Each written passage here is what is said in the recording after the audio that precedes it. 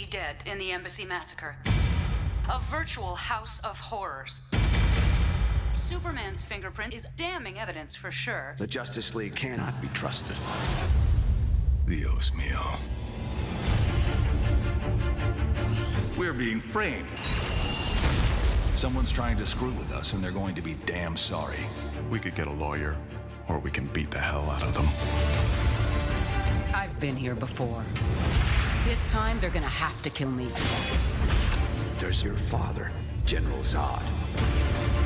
We need the Justice League. They're the only ones who can help us. I watched one madman destroy my world. I'm not going to let another harm this one. The whole world's coming down. Evacuate Metropolis. Someone once asked if I wanted to save the planet or rule it. Superman, Batman, Wonder Woman, I call upon you to give yourselves up. Today it's going to be hard to tell the difference. Your boyfriend has a lot of nerve. He's not my boyfriend. And yes, he does.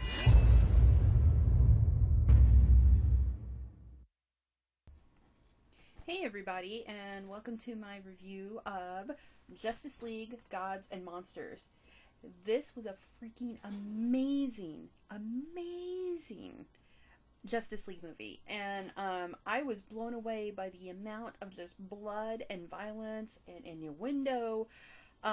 This is definitely a PG-13 movie. Do not, I would say no kids under 13 for this. These are not your typical superhero representations of Wonder Woman, Batman, and Superman. This movie pulls no punches with what these characters are in this. There's a lot of violence, a lot of bloodshed. Can't emphasize that enough. A lot of death, and just a lot. There's actually cussing in this, which I was surprised by. But this movie is a alternate kind of what if sort of tale that actually utilizes previous, it sort of takes, instead of Batman, it's more of the Man-Bat scenario of how Batman is Batman. At first you think it might be the Red Rain version of Batman, since he is a vampire in this, but it is not. It's more of a Man-Bat hybrid story. And also in this, Superman is actually raised by migrant workers from Mexico, and you don't really see much of that, but you see how he's discovered by them, and that changes his upbringing, but not nearly as big of a deal as the fact that in this film, spoiler alert, he is actually the son of General Zod, not Jor-El. So it's interesting to see the difference that makes within him. Also in this, Wonder Woman is actually named Becca, and she is not Diana as normal in Wonder Woman mythos. She is actually the daughter of the High Father, and she actually takes on. There's a bunch of stuff that happens. I'm not going to spoil all of this for you. You need to watch this movie. It's just really, really, really good.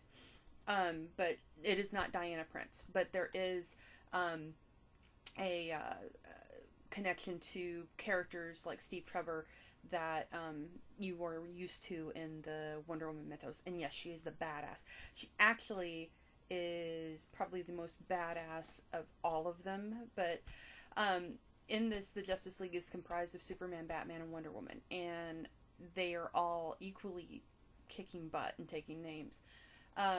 It's just a really well done, very adult-centric DC. Probably one of my favorites. It is probably my favorite. It's tied with The Dark Knight Returns on my love level of the DC animated films, which is saying something because I really, really love The Dark Knight Returns.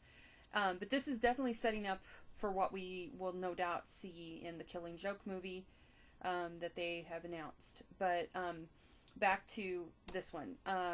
Super great acting. The voice talent they got for this was phenomenal. Benjamin Bratt is Superman. Michael C. Hall, so Dexter, is Vampire Batman in this. His Kirk Langstrom. Tamara Taylor is Wonder Woman. Paget Brewster, of course, is back as Lois Lane. The other cool thing is C. Thomas Howell is in this, Jason Isaacs, and Richard Chamberlain. So they really did really well in voice casting. Andrea Romano is, once again, just kicking butt with that. I can't say enough how much I love this. You should definitely get the Blu-ray and DVD with the digital HD because it comes good with goodies. There are on here sneak peek of the next movie, which is the one with Batwoman, and the alternate universes explored in this. There's a featurette. There's another one about there's actually 2 featurettes on here, and there's also 2 bonus cartoons, one of them from the Superman animated series. I strongly suggest getting this. It's so good. Like I said, though, make sure that you are aware of the level of violence, bloodshed, and how this is not a kid's cartoon. So please be aware of that.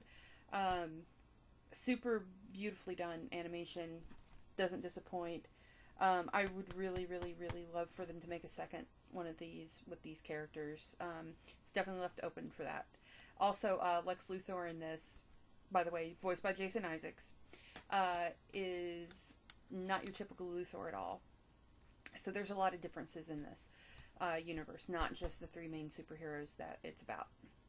But I would strongly suggest picking this up. It is so worth it if you're, once again, DC proving that they are the ones who know how to do animated movies way better than the Marvel ones, and they keep knocking them out of the park, and I really love this movie. So pick up Justice League Gods and Monsters. Do it.